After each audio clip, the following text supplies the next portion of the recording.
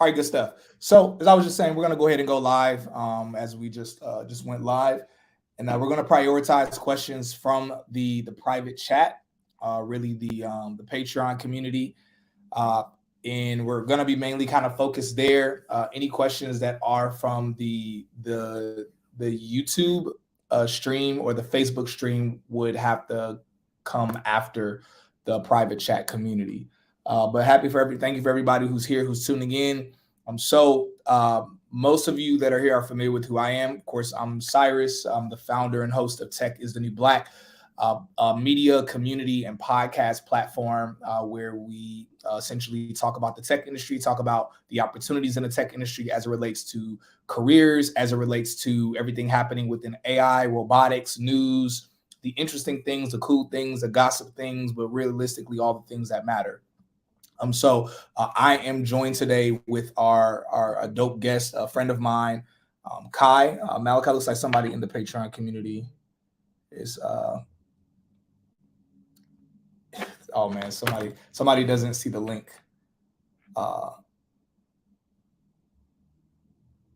Okay, cool. I'll have to address that later. All right, super cool. Anyway, yeah. So we have a guest here who is Kai Joshi, Kai the Squirrel Guy. Kai is someone who I've known for a few years. We met a few years ago, but started getting pretty cool roughly about a year and a half ago. Right after I got in tech myself, is when he and I started getting pretty cool. And a little over a year ago, Kai's a really smart guy, very sharp. And a little over a year ago, I had a conversation with him, just kind of like dropped the seed, saying, "Hey, bro, I think you should check out the tech industry and the opportunities in the industry." He prayed about it. He looked into it, and was like, "Hey, I think there's some sense to this." And he kind of went full force into it, and did a tech boot camp, started networking both on LinkedIn as well as different tech gatherings and events. Now he's in the industry and has been helping other people get into the industry, helping educate others on the opportunities that are in this space as well, and really just carving out his own brand, just really helping educate people. His brand being Kai the Squirrel Guy. So that's my introduction for him, Kai, bro. I guess what else would you be able to add for the people that are tuning in right now? Because I know people that were in part of the Patreon community that I have, they were asking a little bit more about you. So I guess other things that you would share that you've been doing in your brands. I know you're working on things that I don't even see behind the scenes. Yeah, thanks, man. So for those of you who don't know, or some of you do, I'm Kai the Squirrel Guy. I'll just give you a quick background as to where I got the name. So pretty much, I've always had a fascination with squirrels ever since a kid, because they just kind of remind me of who I am in a lot of ways. They're always ripping and running around. My brain is always in a million places. And if you ever pay attention to how a squirrel moves, its tendencies and stuff, it's very close to kind of who I am, and Cyrus could definitely testify to that. Not only that, but squirrels are extremely sociable, adaptable, curiosity driven, and that all comes into play as to who I am as an individual. As far as my brand, yeah, so I pretty much help people find their community, or what I call a scurry. So a scurry is a group of squirrels who, kind of like a little family. They're like a little family. That's called a scurry in the animal kingdom. So I pretty much help people to find their scurry or their communities. It's starting with tech sales, but it's actually evolving to a multitude of different things, from real estate to just a ton of different things. But for now, it's within tech sales. Yeah, so that's a brief rundown. Super good stuff. Y'all stay tuned for other stuff that Kai is going to be doing, because he's always working on something all the time. Yes. So got some interviews coming up. Sorry, got some interviews coming up too that are very left field. So just make sure you guys just stick close by. I'm all about left field and being super weird. So that's what I'm bringing. Yeah. All right, good stuff. So what we're going to do, we're going to start off with a little bit of tech news.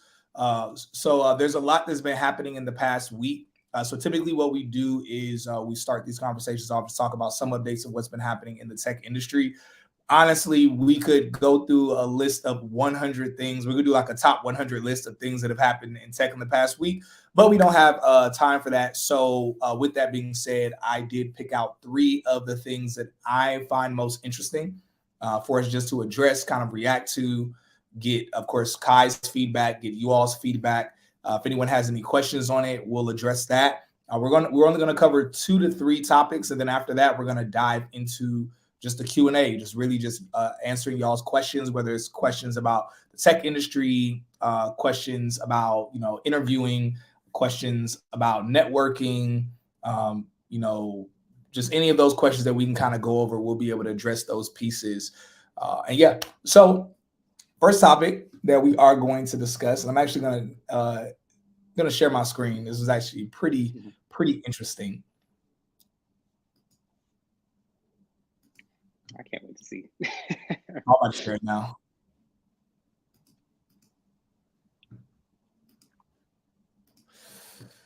All right.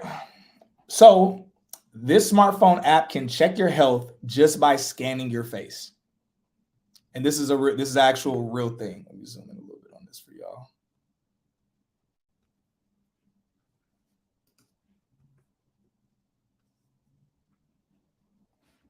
All right, so this is a real thing. So just kind of reading through it. All right, developed by Canadian outfit Neurologics, Anura can test up to 30 different parameters by using transdermal optical imaging that being reading the activity of the blood vessels in your face. No smartwatch or fitness tracker is needed for this analysis. All that's needed for this investigation into potential health problems, and not diagnosis, as the app is clear to state, is your phone's selfie camera. Anyone can download a free Anura Lite version on iOS or Android, but that only offers limited information. Meanwhile, the paid version of Anura is not available to just pick up off an app store, as the idea is that it will be bought by businesses, not individuals. It's something Neurologics pictures employees or insurers putting to use to see how employees or policyholders are doing. It's not hard to understand how to use the app once it's installed. You begin to scan and position your head within the circle, and then you just wait for Anura to do its work. The app measures blood flow. From 5 different points of your face, which it displays with rising and falling bars, like it's trying to calculate your cheekbone's power level. After half a minute goes by, the data is sent off to Neurologics cloud to analyze, and then your results come back in some easy to read green, yellow, and red gauges. So I'll go ahead and stop there. But essentially what this is it is technology using the camera on your smartphone, just like I said, that can scan your face.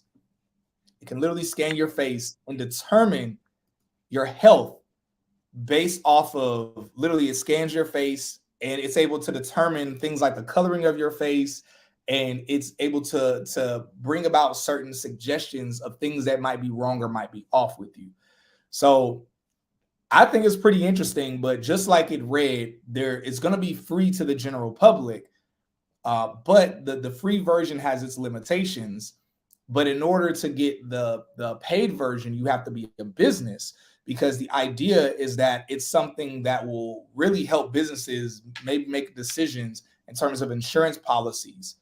So I think it's cool what they're doing, but I guess kind of my first reaction to it is that it also seems like something that businesses would use to kind of like, again, it's meant to help them determine like what kind of insurance to give people, but it could be a way for, when it comes to businesses and insurance and the way that they're doing insurance, I think it could be, I don't know. I'm still not fully decided on how I feel about it, on whether or not I think it could be not an invasion of privacy, but something to where,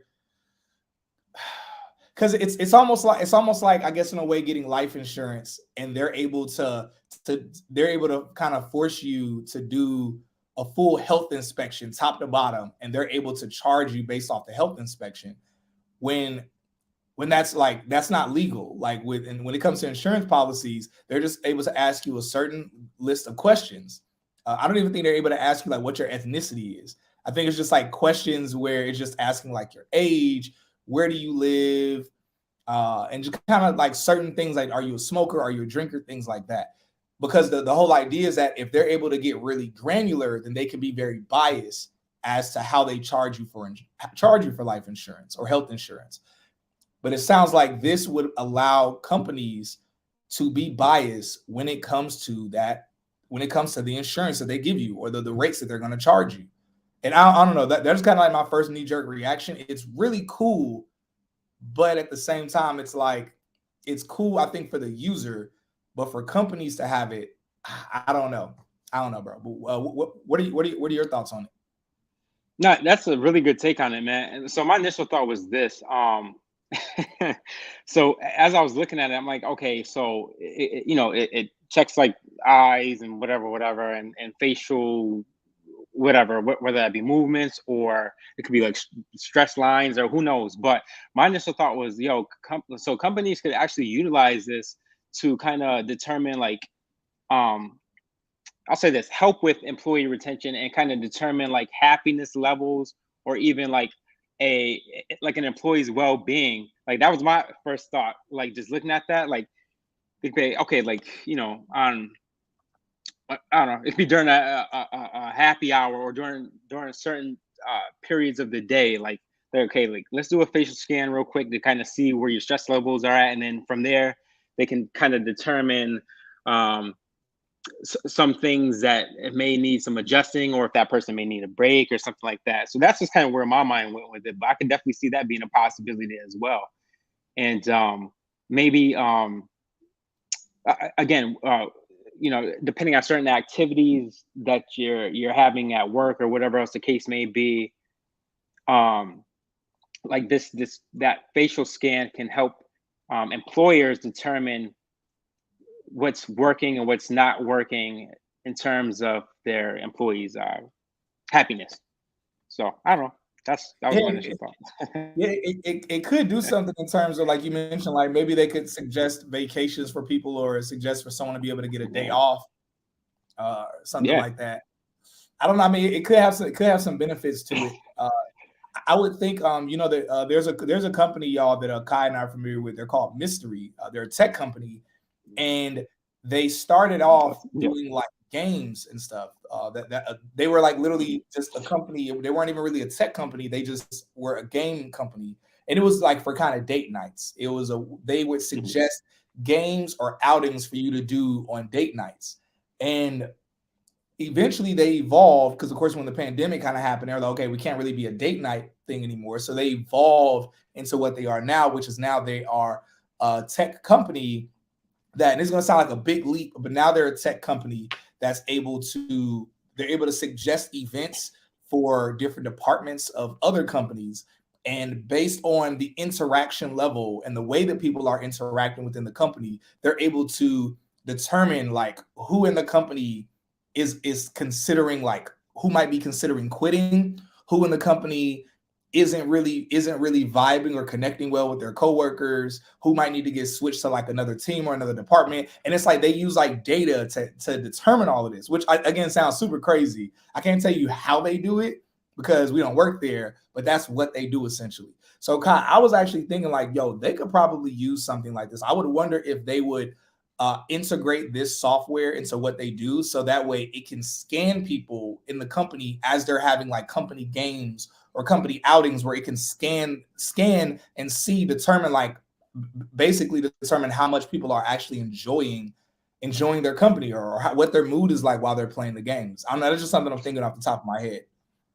Yeah, exactly. No, that's exactly where my mind went. And it's funny that you mentioned Mystery, because again, like when I initially saw that, as you're reading through, I'm like, okay, like what would this be useful for? And that was my like initial thought. And again, just to kind of see like how, again, just to see how employees are reacting to certain things, or because that was another thing with Mystery too. Some of that data was collected just regarding like employees' happiness levels and stuff based off of certain games catered to the community or the job as a whole. And some of these games or activities post having those games or activities, data would further be collected from the people who participated, and then there's ways to determine whether or not that person was happy or suitable for that company, so on and so forth. But I could definitely see Aurora or whatever it's called being implemented some way or another. Absolutely, that's dope. Yeah, man, that's wild. I know that there are Instagram is considering implementing this, and eventually all social media platforms will. But so everyone here knows how social media determines what to recommend to you. So initially, social media would recommend things to you based on you liking or you commenting, which it still kind of does. Now, of course, we know certain platforms have other things like you can share or you can save. And they recommend things to you, or they determine your algorithm or your discover or explore page based off of your engagement. But now the way social media works is that if you linger on something long enough, like if you're scrolling and you stop and your phone, your screen is on something long enough, social media will start to recommend that thing to you, because it says, hey, we notice that you're always slowing down or you're stopping on these types of images.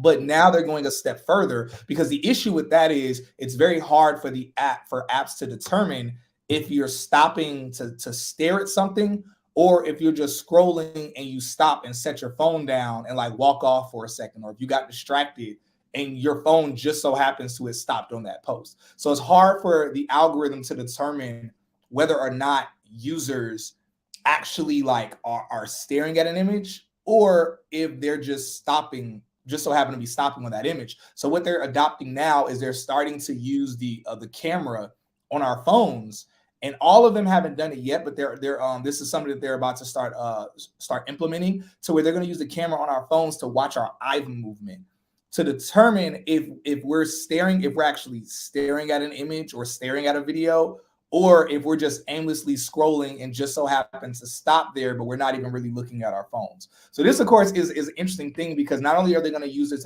to determine your algorithm, but they're also, of course, going to use this to determine what type of ads to push to us, because they'll be able to see, somebody's eyes get large. Like let's say a woman's eyes get large. She was looking at like a wedding ring or something, and she's like, it's like, oh yeah, let's go ahead and keep sending her wedding rings, so that way, we can kind of keep pushing her the notion, or a dress or shoes or whatever that might be. And so I think many companies, even aside from this, many companies in general are going to start using our cameras, not just for us to take pictures, but to watch our eye movement, or try to look at our facial expression to determine if we should make a purchase, or determine if they should push something to us or not. I just want to chime in too. So I think that's actually, that's actually a very valuable metric. So if, because you have a number of different metrics when, algorithms, or the data for algorithms are being calculated. But back to your point, like, if they can determine like eye movement, so I don't know how that's measured, but like, clicks per second or something, or even like your time actually staring, back to your point. So, the average time before a purchase, for instance, would be, 2.8 seconds. Back to your point too, facial expressions. If I'm like this, like, nope, ooh, like what's that? Like, ooh, like they could probably calculate the number of excitement facial expressions. I don't know. There's a number of different things, but nah, bro, that's like fire. And now my brain is just going like a million, and I love it. I love technology in AI. It's so much. One of the things that I'm always interested about with updates in technology is how we see this, but what we don't see is how there will be another tech company that's doing something entirely different, and how they will use each other's technology to create something else. And that's one of the interesting things about like technology, is that it's not even the thing that's being created, it's the thing that'll be created from that thing that's been created, and so yeah, so it's really, I mean, it's like, before people were impressed by the car, and it's like, who would have thought that the car would eventually lead way to a self-driving car, which of course is what we're heading to, So before we assumed, oh, we're gonna do flying cars, but it's like, oh no, we're wrong. Like instead, the car is gonna turn into a self-driving vehicle, which will really be turned into a whole entertainment vehicle. Because if you're not driving anymore, now everyone can be in there watching movies, just hanging out, having like a party in the car while the vehicle is driving you to your destination.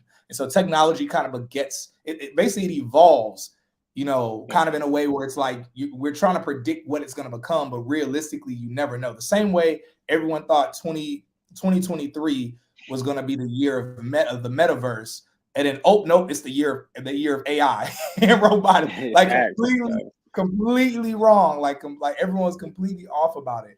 And so I'm curious to see what's going to come about. I see a comment really quickly.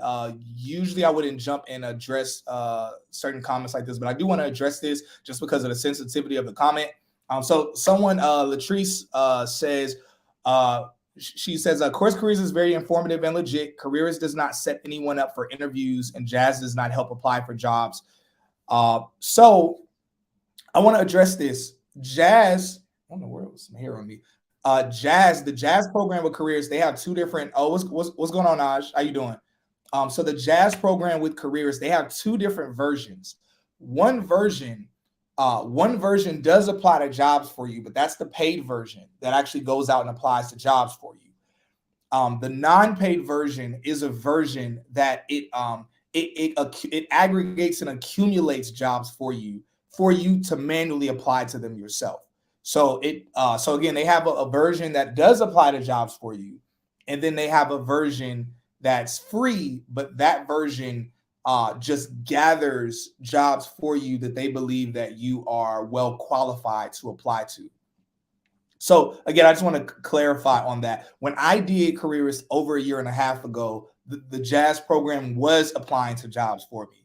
But I think at that point it was in beta. And then once they kind of got it like fully functional or something at some point, and I think that might have been after Kai did, because when you did Careerist, the Jazz program was applying to jobs for you, right? Correct. Yep. It wasn't the best at that time, but it was still going through like a weird phase. Yeah. Yeah. So sometime after, because he did Careerist, what was that, February of last year? Yep. Yeah, so he did. So basically, almost a year ago is when he did Careerist. I did it over a year and a half ago. Some point, I think around last summer, and don't quote me on this, but at some point they stopped applying to jobs for you. And well, no, they didn't stop applying to jobs for you. They created two different versions of it, a free one and a paid version. And also for clarity, y'all, one of my biggest things I always say is never rely on any tech bootcamp to get you a job. Really treat it for what it's worth. Treat it as education. Treat it as the foundational knowledge, knowledge, experience, resources. But you need to build aggressively on top of that, because even though the Jazz program I was in applied to jobs for me, I got a job myself for me applying and interviewing. So I got interviews from the Jazz program, but I didn't get a job through the Jazz program. And the same thing for Kai, like he didn't get a job through the Jazz program. So I want to be very clear that to not rely on that, to not treat that thing like, oh, this is going to get me a job. Just treat it like okay, this is an additional benefit or plus while I'm out here doing the work that I need to do to get myself a job or get myself interviews at least.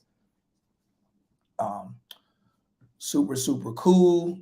All right, cool. So we're gonna move on to the all right, so we're gonna move on to the next topic. All right, now this one is pretty interesting. I think all this stuff is interesting, honestly. I'm not even gonna lie. It is. All right, y'all. So we're gonna address two more topics, and then we're gonna move on to y'all's questions. So please, those that are in the private community, y'all can go ahead and start posting your questions now, so that way we'll be ready and primed to address them. Yeah. So let me go ahead and.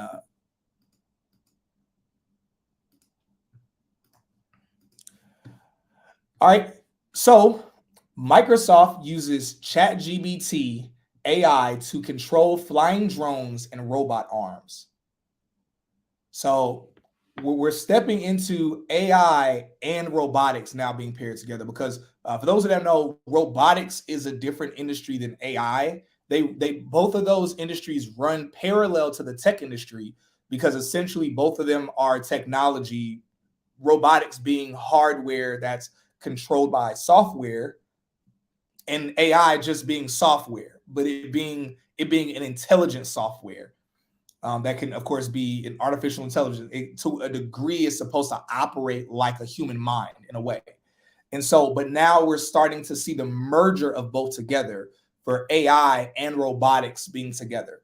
And so, reading through this, all right, so again, Microsoft uses ChatGPT AI to control flying drones and robot arms.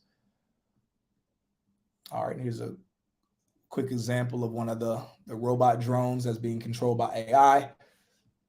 All right, so Microsoft says it has used the natural language AI ChatGPT to control a range of robots with simple text commands. The approach means people with no engineering or coding experience will be able to instruct sophisticated robots to carry out tasks, but an expert warns that it could be risky to ask AI models to control robots on behalf of people.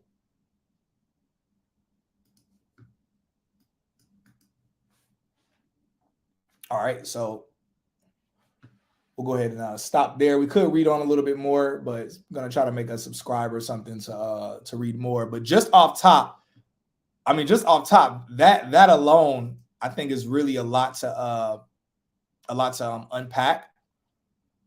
Just the notion, because of course everyone, like, so people typically, well, you know what? I went first last time, bro. I'm gonna let you go first. All right. Yeah. So I have a lot of thoughts. And it's kind of dark humor. For those of you who don't know, I was in law enforcement for a while, and I've seen like all type of stuff. So my initial thought was like, yo, imagine these coding experts telling AI, or excuse me, these robots via code or AI to do or carry out certain tasks like kill. That was like my first thought, because that could actually happen for real. It's not the scary by or whatever. It's just the reality of it. Like legit. I think you missed something in the article though. It actually said that they set it up to where non-coders, like in everyday people.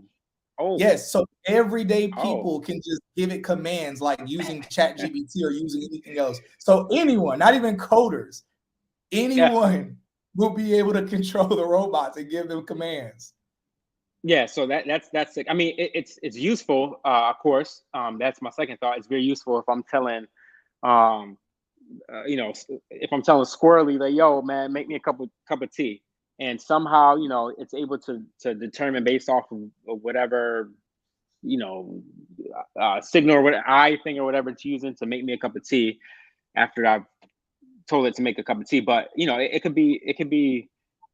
You could look at it from both angles, good or a bad thing. I think overall it's a good thing, but it could be a scary thing. Imagine telling AI to kill, but it's real. Like I don't see where that limitation would be. Yeah, I just got a comment. So it says, "Hey Cyrus, I just got accepted into the April 10th cohort of the cybersecurity bootcamp. Just curious on if you're able to disclose on whether you've been able to obtain a discount code with them. Either way, I'm super excited to get started next month, and thank you for all you continue to do for us. Godspeed." So first off, congratulations for getting into that. Cybersecurity is one of the, in my opinion, one of the greatest sub industries in tech. It's one of the best paying, one of the most secure. Even if layoffs and things are happening, one of the last roles to get cut at any company is cybersecurity, because companies need security.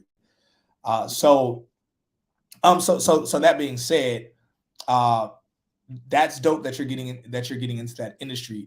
I don't have a discount with them yet, and the full transparency, the reason why I currently don't have a discount through them, I'm not able to get in touch with them. I've been trying to get in touch with them for a minute now.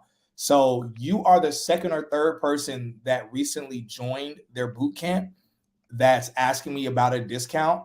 So what I'm going to do is I'm probably going to have to go ahead and sign up like I'm a student and talk to somebody and be like, actually, I already work in tech. I'm good, but I'm trying to talk to y'all to see if y'all can like offer some of my followers and friends discounts into the program. So my apologies. I don't currently have a discount through them.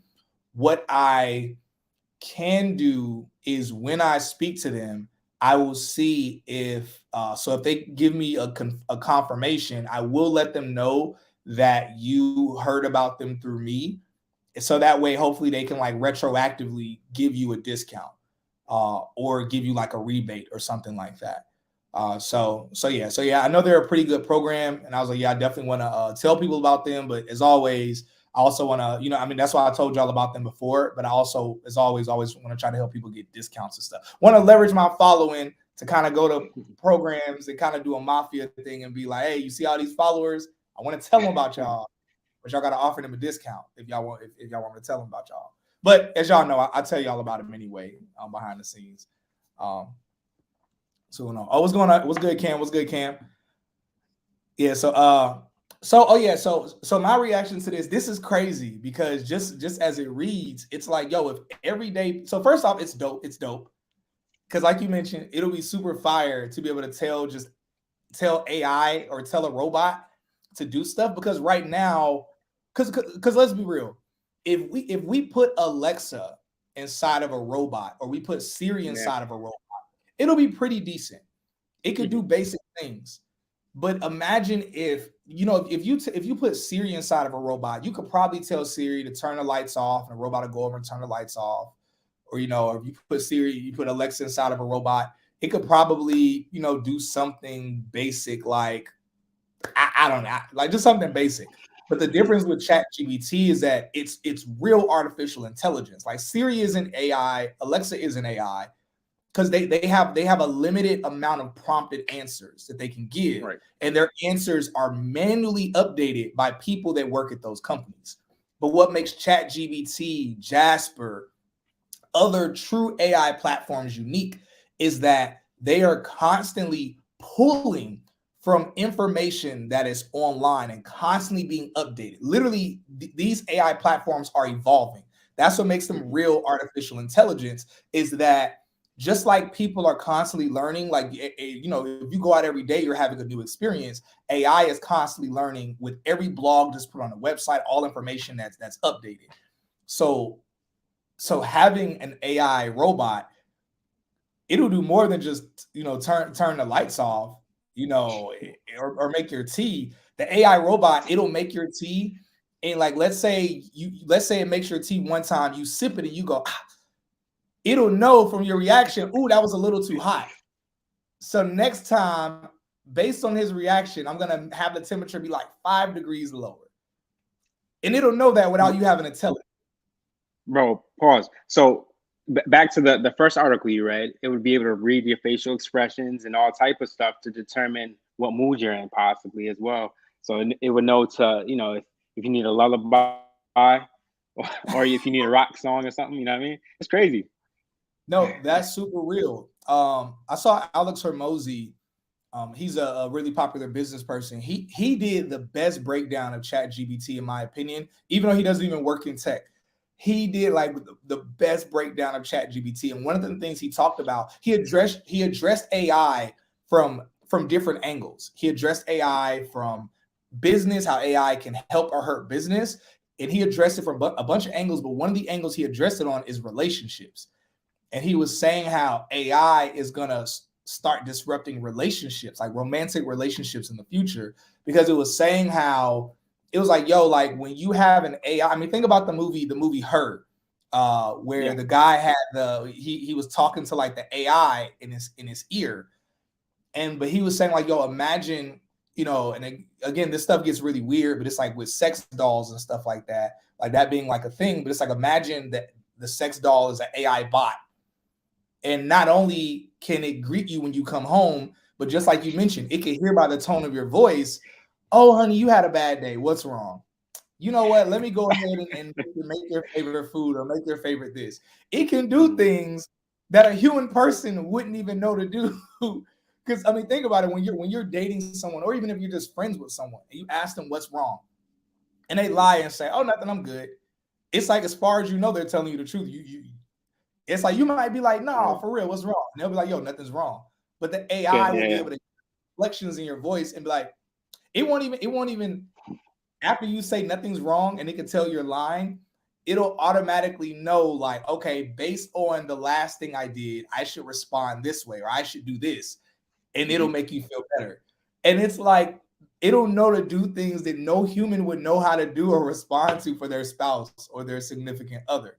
And so it's really kind of scary or creepy what it'll be able to do. So there's that part. But then the part about, it controlling robots and it being random people.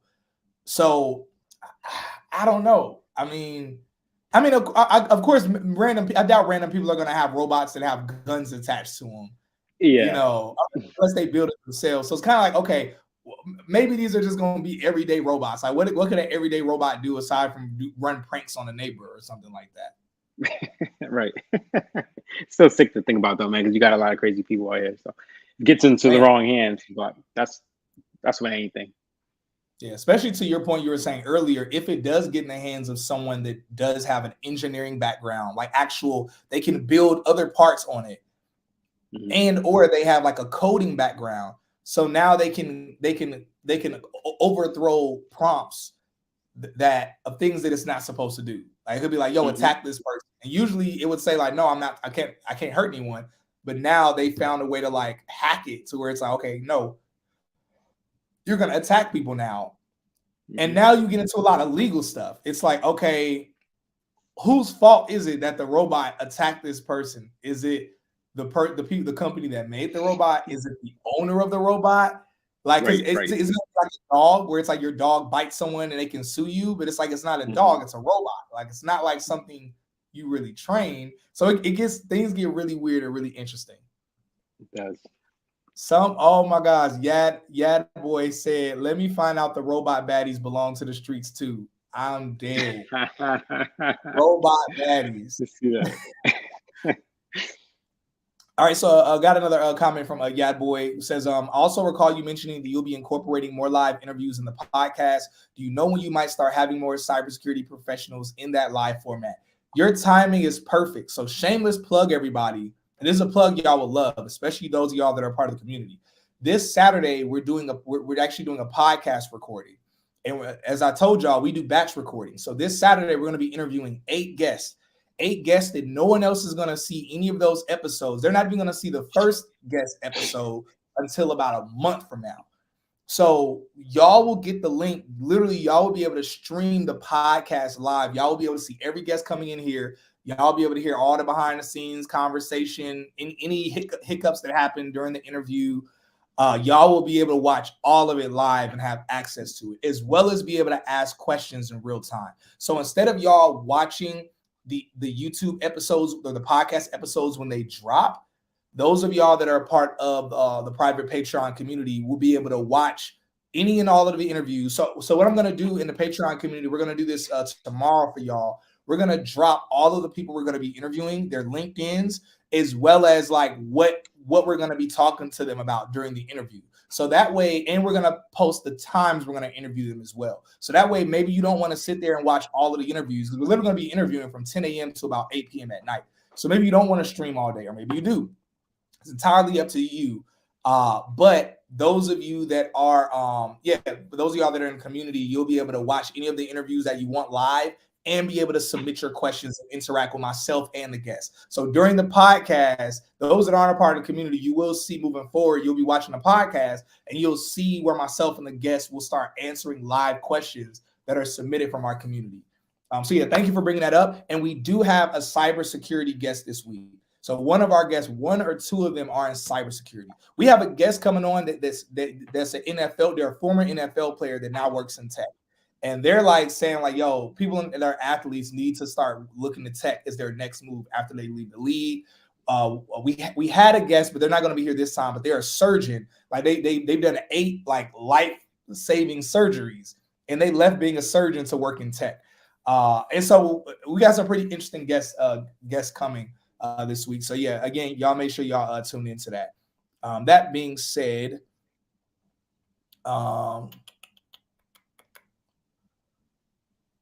okay, super cool. All right, bet. All right, so we're gonna go ahead. So because we are short on time, we're super short on time. We're gonna go ahead and jump into y'all's questions. I don't see any questions from the private Patreon community. So I think y'all, we're going to be answering questions right now. We're just going to be hanging out here for probably another 15, 20 minutes. We're just going to keep it just to answering questions now. So again, we're going to prioritize questions from the Patreon community, but if y'all aren't asking questions and YouTube is asking questions, then we're going to answer the questions from YouTube.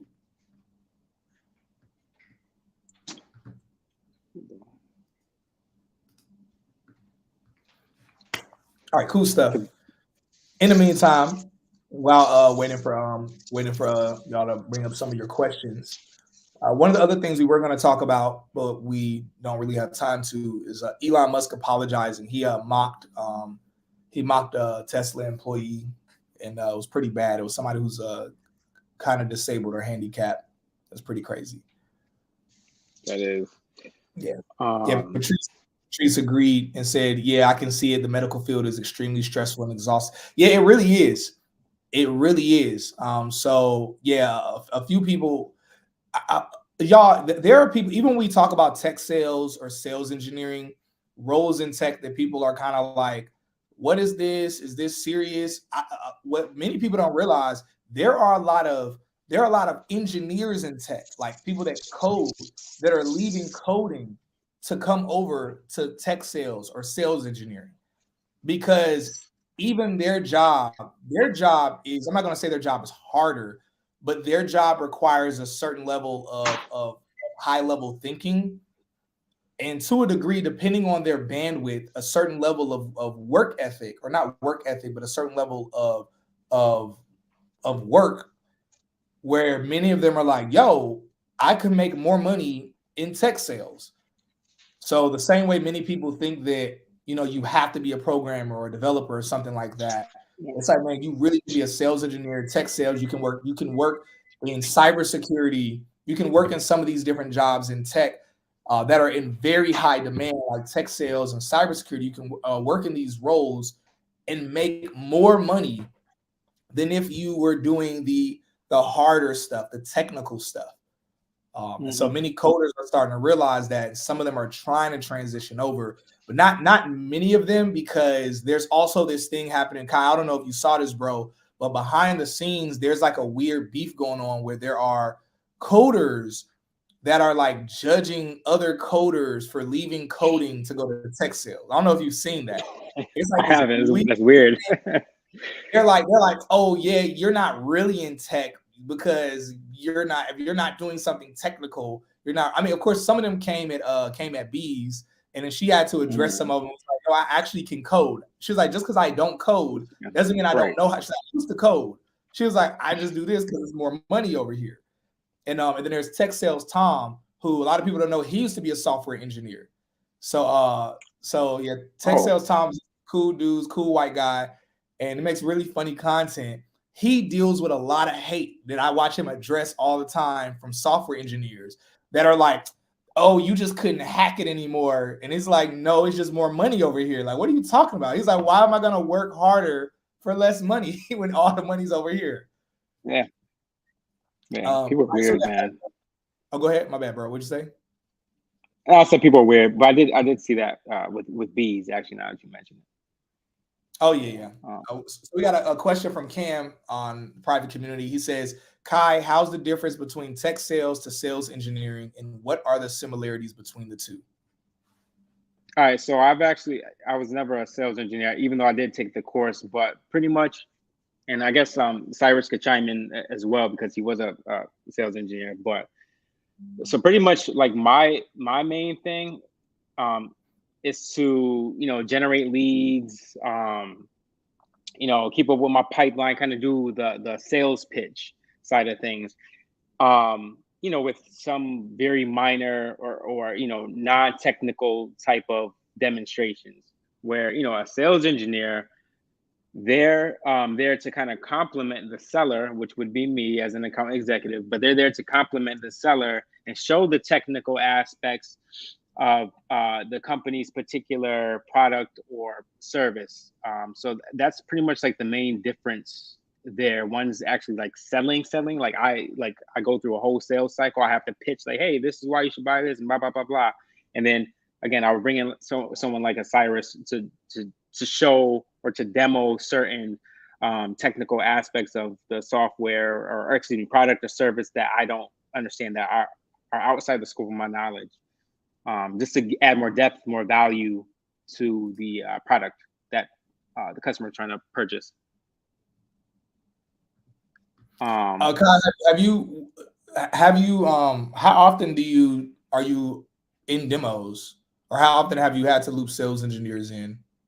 So in ad tech, actually I've never had to, because like our sales engineers are like super technical, and they actually yeah, and they tend to be more on like the enterprise level of things, where I'm like SMB. So like our big, very probably. Exactly. Yes. So so the only person I might have come in is like our account manager, who's like a step below our sales engineers, because they're more technical than I am, but nowhere near as technical as the sales engineer. Yeah. Yeah. Yeah, I remember when I was there with you. So Kai and I were together when he had first connected with the company that he works at now. They were having like a party meet and greet thing because they had just opened up an Atlanta office. And it was actually a lot of fun. And I remember when I was talking to people on their team, and they were saying like, oh yeah, they're like, we have a sales engineer opening. They said I would have to be very technical, and they were like, yeah, well, we can put you through some training or all this stuff. And I was like, man, look, that sounds like a lot of work. Yeah. I like being a sales engineer I am now, where it's like, yo, I'm working hard, thinking at a high level, but it's like, I'm not trying to do a whole bunch of extra stuff. Now, of course, I do want to be clear. If you want to grow as a sales engineer, and again, I look back in hindsight of that. Now, not saying I would have taken that opportunity, but it is wise that we have a mentality that isn't, oh, I know enough, I'm good enough, I'm not trying to have to learn more. And it's like, if you want to be competitive in this industry, you really want to make a significant like amount of money, you want to be like fireproof, depending on, like, let's say you're at a company that your company is performing poorly or starts doing layoffs, whatever. It's like, if you're one of the people that's been tacking on and adding to your skill set and adding to your tool belt, you're going to be a person that they're going to desperately want to keep. And it makes you significantly more competitive in the market. And you're able to like even request more, ask for more, during salary negotiations, whether with your company or other companies. So definitely, I want to encourage y'all to not have the mentality that I kind of had at that time. So definitely kind of want more. But basically, at that point, that's when I realized I said, oh yeah, they're sales engineers. They on some other stuff. Yeah, way left. Good stuff. All right, cool. So don't see any other questions right now in the. Oh no. Okay, I do. All right. Yad Boy says, one more thing, Cyrus, and not to pry too much on the upcoming schedule, but do you know if any of those upcoming cybersecurity guests this weekend are in offensive security roles like penetration testing or red teaming? Oh yeah, because we had Tay on Tech, who's in cybersecurity. We had him on the podcast, and he's a defender. He's defensive, or he's a blue teamer. So for those of y'all that don't know, in cybersecurity, there are red teamers, blue teamers, and purple teamers. So what this means is literally companies hire hackers, and hackers work in the defensive side of things, or not defensive. They work in offense, or red teamers. And they hire hackers because hackers act as if they're trying to hack the company, so the company can really see what flaws it has. So that way they can fix those issues before an actual hacker comes along and hacks the company. So companies hire hackers so that way they can protect themselves, but also they have blue teamers or defensive people to try to protect from the hackers. So that way the company can see how good their defensive team is. Basically, it's like a sports team or a football team. You're always going to put your defensive and your offensive up against each other to train and to practice. So that way you can see the flaws of your defense or the flaws of your offense and work on both. Yad Boy says, I get paid to hack. Tell me that's not a fire job. Oh, you get paid to hack. Oh yeah, no, that's the correct. And they get paid really well. No, so we actually do have someone that submitted to be a guest on the podcast. They're a red teamer. They're a hacker, and I think he makes about like $500,000 a year. He's a young dude, like in his mid or early 20s, and he's actually friends with Tay on Tech. And so he's not going to be here this Saturday because I didn't tell him this, but I'm going to hit him up and let him know he's not going to be a guest this Saturday because I'm going to have him at our event. So we're going to do an event this later part of the summer. And I'm going to bring him and Tay on Tech on stage because both of them have a bet going on right now where he's trying to hack a software and Tay on Tech is trying to defend it from him. And so I was there with them when they started the argument, and they put like a $10,000 bet on where they're like, yo, we're betting $10,000 between each other that one guy's saying that I can hack whatever it is you're defending. And Tay was like, there's no way. He's like, you cannot get through anything I'm defending.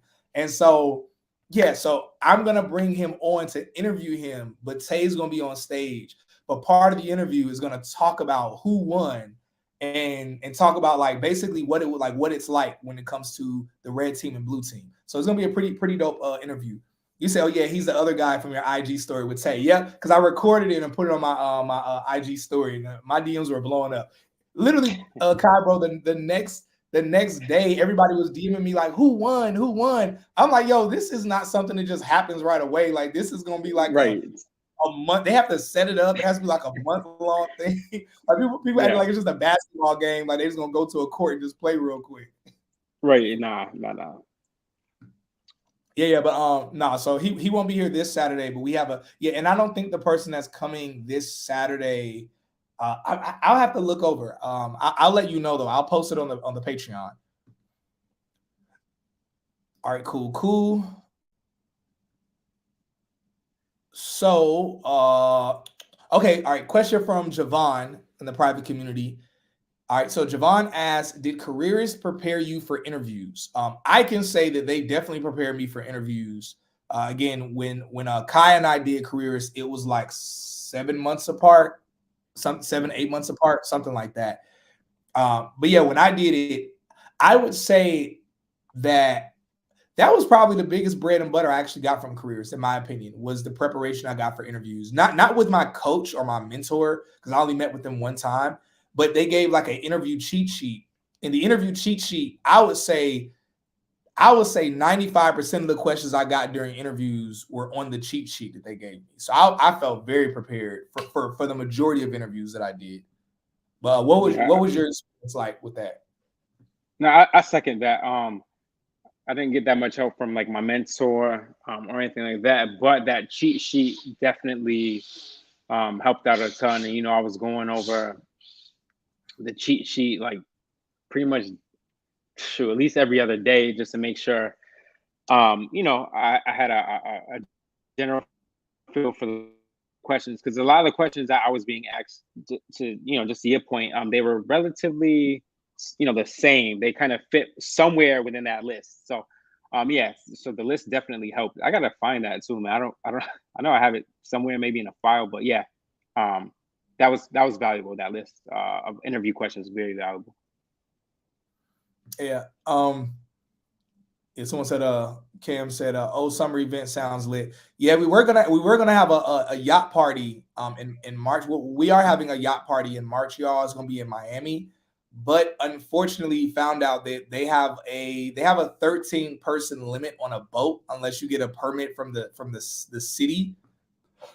So I'm still gonna have the yacht party, but we're only gonna have about 20 to 25 people on the yacht. We're trying to kind of swing that. Not really sure how that's gonna go. I'm not trying to get fined or nothing, but yeah, we're gonna have a yacht party, but it won't be something like big because we're getting like a 120-foot yacht. So we were gonna try to have like 150 people on the yacht. It was gonna be crazy, but then we found out, oh snap, we can't have that many people. So yeah, so we're gonna do our summer event. It's gonna be pretty dope though. But at least the summer event is gonna be a real event. We're gonna have tech companies there, recruiters, hiring managers. Versus the yacht thing was going to really it's going to be a fun mixer with a DJ and food and stuff like that. All right, so see a question here in YouTube. Actually, so 2 questions. Somebody say inbox me privately with your cash app. Y'all avoid them scams. Avoid these scams. Yeah. All right. So Rosalind asks, oh, okay, my bad. I see a few questions in here on YouTube. So Patrice says, I'm a licensed clinical therapist and it's a lot. Yeah, y'all don't get paid enough. Therapists don't get paid enough, especially clinical therapists, which are kind of like a step up from therapists. Y'all don't get paid enough. I mean, you could be in therapy and in tech. There's a whole tech industry, like sub industry in tech that's like for therapists, where they're using not VR, but yeah, they're using VR. So there's VR and AR, virtual reality, which is you putting on something that takes you into another world. And then there's augmented reality, AR, which brings a virtual world into your world. And so like whenever you're using Amazon to look at a couch, how a couch would fit in your living room, that's considered AR, augmented reality, where you're augmenting your own reality. But anyway, they have VR, they're using technology for therapy, where people that are dealing with certain levels of trauma, they're using certain forms of AR and VR to help people overcome certain trauma. So that way they're kind of seeing things that they're afraid of, and they're able to process it and talk through it, and basically realize like, okay, this threat isn't as big as I thought it was. So again, that's like all I know about the industry. There's way more to it than that. I don't want to minimize it, but that's just kind of touching on like how the therapy industry and tech is starting to become a thing together. Zach says, outside of LinkedIn, what other search engines are best to look for tech jobs? A lot of non-related jobs come up on LinkedIn. So one, I would say to make sure you're refining your search well on LinkedIn. Because refining your search well, using the right title and terms, or using different titles for the same role. Because most roles in tech, like what's a software developer versus a software engineer? They're basically the same thing. It's just a different name for it. What's a sales engineer versus a solutions engineer? It's the same thing. Or a solutions consultant, roughly the same thing. What's a junior sales engineer versus an associate sales engineer versus an entry level sales? They're all the same thing. So also like refine the titles of things. But there are other platforms, but instead of, I would say, jumping other platforms, I mean, Twitter has a lot of tech communities on there that you can network with. I think another one is GitHub is one I've heard about, but I can't speak to it from experience.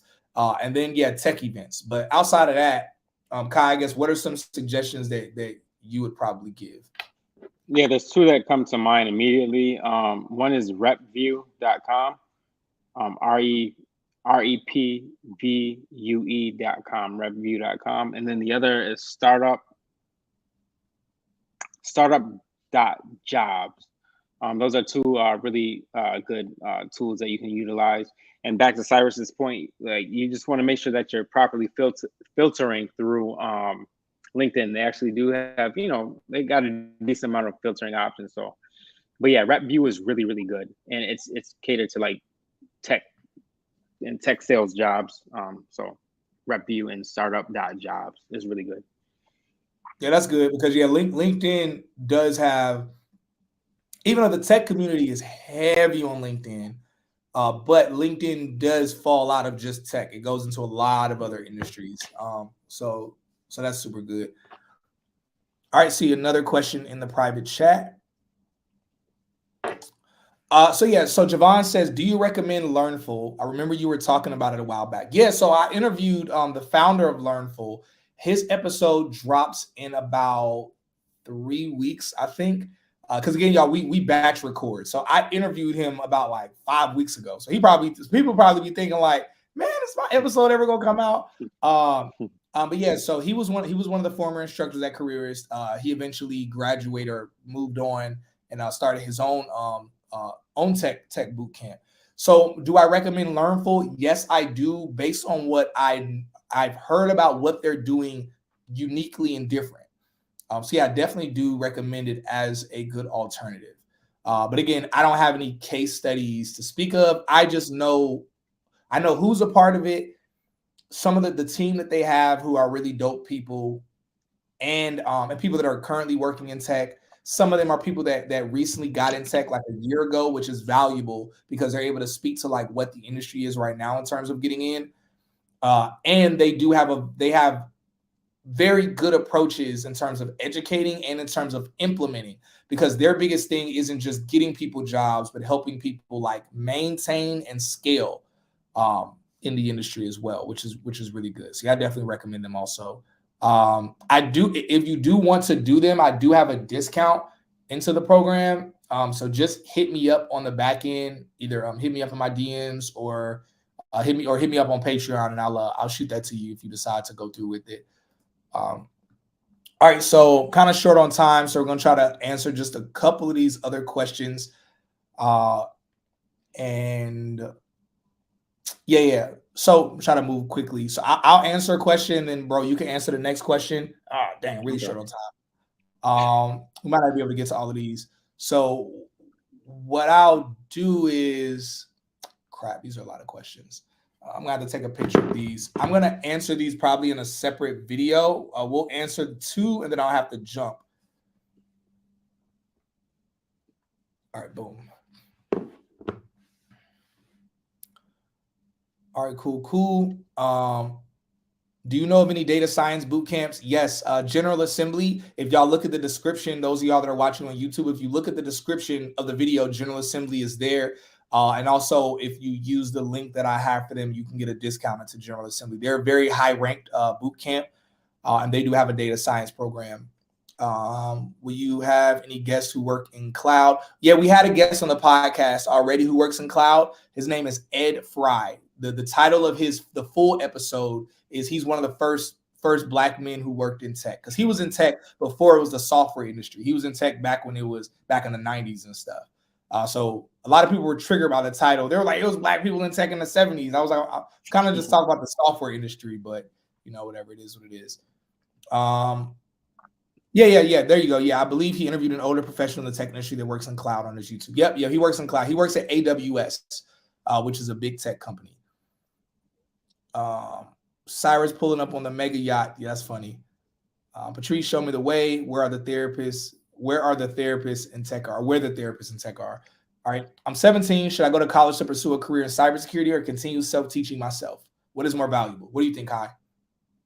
I don't think it's necessarily required to go to college for. You can actually learn some of that stuff, and then what you would have to do is take like your test for like CompTIA Security Plus or whatever direction you want to go within cybersecurity, because there's also multiple subsectors there as well. But college is not necessary. Yeah, there are a lot of routes that don't require college. And again, college is good for cybersecurity for the education, but you don't want all that debt, and you don't want it to take 4 years. You don't want 4 years and a lot of debt for something that you could get in 1 year. So the cybersecurity, you're not going to find a 1 month cybersecurity boot camp. If you find a 1 month cybersecurity boot camp, it's trash, because cybersecurity is not something you just learn in 1 month. But if you find a good boot camp that's like at a minimum 3 months, 6 months to a year is preferred. But yeah, you'll be good with that. Does Jazz submit applications based on your passions, interests, or just in the open? Yeah, not based on passions or interests. Definitely not. It's based on the role. It's based on the role. And again, that's the paid version. The paid version submits applications for you. I want to be clear. They have a non-paid version, but neither version submits based. They don't ask like what you're passionate about, or they don't ask if you're a type A or type B, or if you're an empath or not. Like, they don't do that. It's just, what did we teach you in this boot camp, or what course did you do? Cool. We're gonna set you up with companies that you could apply to that are based on that. All things Natagene. I'm getting certified as a Salesforce administrator. Am I on the right track? I feel like there's always going to be CRMs, customer relationship management systems. That's not a bad track to go, just as long as Salesforce is around. But you got HubSpot, this and the third. But basically, as an administrator, what you're going to be doing is helping to solve some of the business problems by customizing a Salesforce platform for that company. It's not a bad route to go, in my opinion. Yeah. Salesforce is a big deal. They're the biggest CRM, but don't think, oh, I'm gonna get Salesforce and then that's gonna be good. I'm gonna get a job in tech. It's like, nope, don't really work that way. but it's still valuable to have. It's a valuable addition to something else. All right, cool. Yeah, I agree with what Blackjack said in terms of the IT to get in. Yeah, so CompTIA, again, y'all don't just think, okay, I'm gonna get the CompTIA Plus and then that's all I need. Like they mentioned, CompTIA Plus, a Network Plus, Security Plus, like stack some stuff up. Interview while you're stacking and see what companies are looking for that you don't have, and then add on to those things. But yeah, cybersecurity is not one of the jobs in tech that you just get like lickety split. Like it's something where you have to like stack some stuff up, but it's very worthwhile because it's basically recession proof, and you get paid exceptionally well. So check out my interview with Tay on Tech. He talks a lot about the benefits of cybersecurity, how dope it is. His $70,000 sign-on bonus, just a sign-on bonus. Crazy. That's more money than most people make in a year. He got that just a sign-on bonus. Him being on route to being a millionaire just from working his job, all that cool stuff. So yeah. All right, y'all. So I gotta go ahead and jump. Love y'all very much. Kai, thank you so much for being on here, bro. I'm sorry, y'all. I have to rush off here. I was supposed to have gotten off here at 9 o'clock my time, but I started late and I wanted to honor everybody with at least an hour of time on here. Hope y'all enjoyed this. Again, y'all, those of y'all that are part of the Patreon community, this Saturday, y'all will be able to tune in and be able to stream the actual in-person interviews with all of the different guests I'm going to have on here.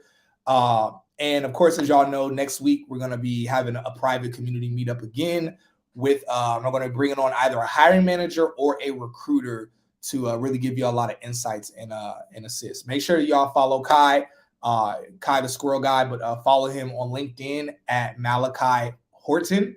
Your last name's Horton, right? Yeah, yep.